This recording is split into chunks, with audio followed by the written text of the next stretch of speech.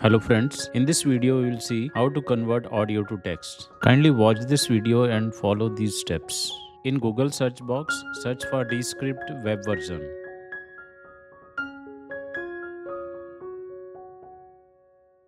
When you search in Google, now click on this link.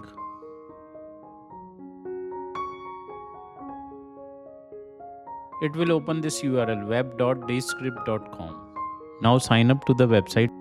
Now log in into the panel and click on New Project on right side button.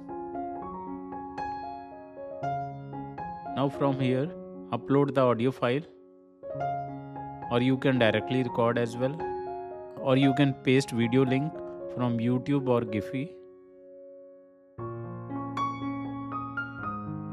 Now select the language.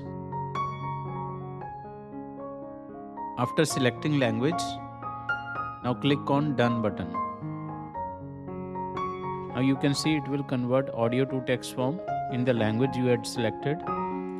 If you want to write in between some text, you can write from here, or you can replace the text like this. After that, click on Publish button. Then go to Export, then Transcript, and then click on Export button. Then it will download the transcript text file to your local machine. I hope you like this video. Kindly like and subscribe. Thank you.